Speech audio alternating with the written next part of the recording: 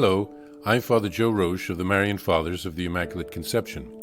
Thank you for joining us as we continue with our year-long journey, reading the diary of St. Maria Faustina Kowalska from beginning to end. Today we take up from where we left off, beginning with diary entry number 709, October 3rd, 1936. During the Rosary today, I suddenly saw a ciborium with the Blessed Sacrament.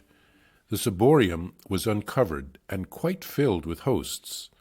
From the ciborium came a voice. These hosts have been received by souls converted through your prayer and suffering. At this point, I felt God's presence as a child would. I felt strangely like a child.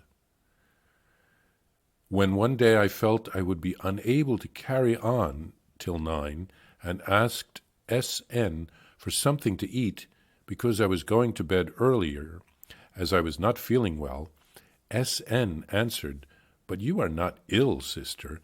They only wanted you to have some rest, so they made up the illness." Oh, my Jesus, my illness is so far advanced that the doctor has separated me from the sisters to prevent them from becoming infected, and yet one is judged in this way.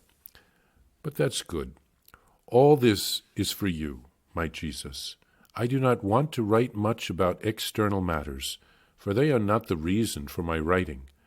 I want in particular to note the graces granted me by the Lord, because these are not only for me, but for many other souls as well. October 5th, 1936. Today I received a letter from Father Sopoćko. I learned that he intends to publish a holy card of the Merciful Christ. He asked me to send him a certain prayer, which he wants to put on the back, if he receives the Archbishop's approbation. Oh, what great joy fills my heart that God has let me see this work of his mercy. How great is this work of the Most High God! I am but his instrument. Oh, how ardently I desire to see this feast of the divine mercy which God is demanding through me. But if it is the will of God that it be celebrated solemnly only after my death, even so I rejoice in it already, and I celebrate it interiorly with my confessor's permission. I saw Father Andrasz today, kneeling and engulfed in prayer, and suddenly Jesus stood by him, and holding out both hands over his head, he said to me, "He will lead you through. Do not fear." October 11th. This evening, as I was writing about this great mercy of God and its great advantage to souls, Satan rushed into my room with great anger and fury. He seized the screen and began to break and crush it. I was a little frightened at first, but I immediately made the sign of the cross with my little crucifix, and the beast fell quiet and disappeared at once. Today I do not see this hideous figure, but only his anger. Satan's anger is terrible, and yet the screen was not shattered or broken, and I went on writing quietly. I know well that the wretch will not touch me without God's willing it.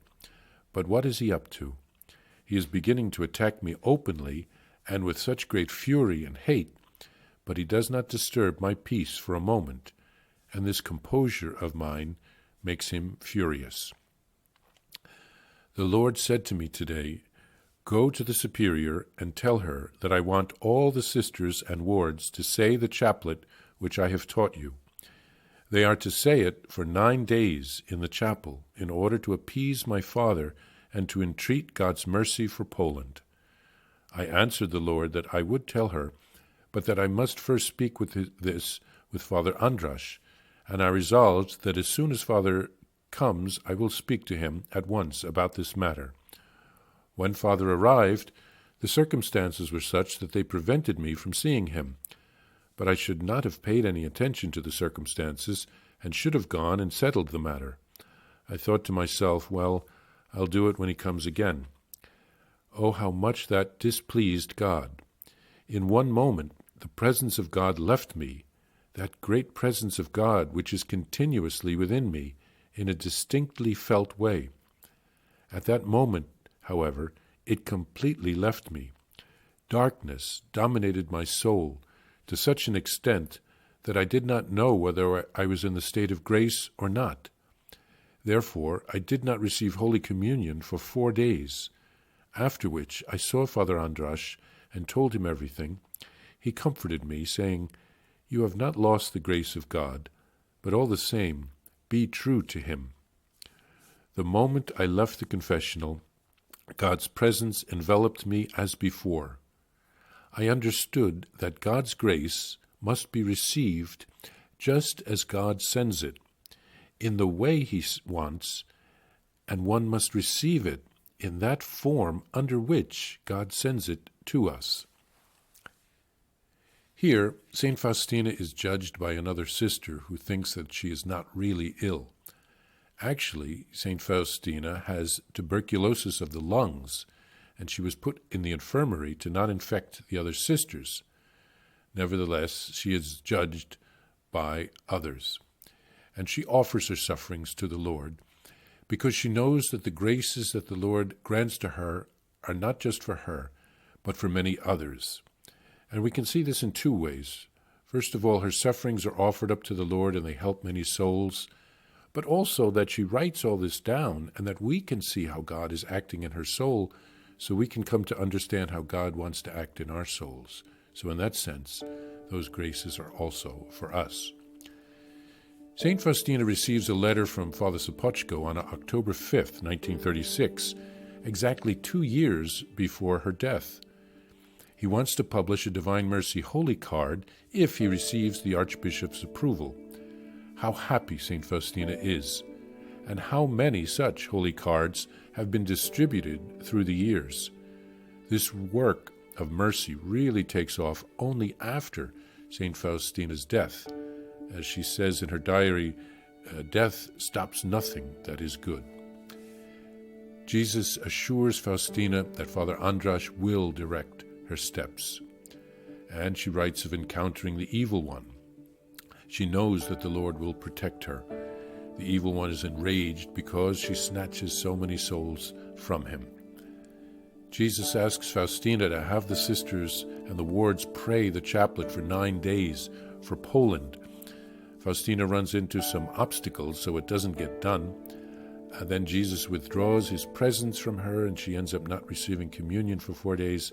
And when all is resolved, she realizes that she must receive God's graces and act on them just as he sends it, and in the way that he wants, and under the form in which he sends it. In other words, we shouldn't try to transform God's grace, God's plan, into what would be convenient for us.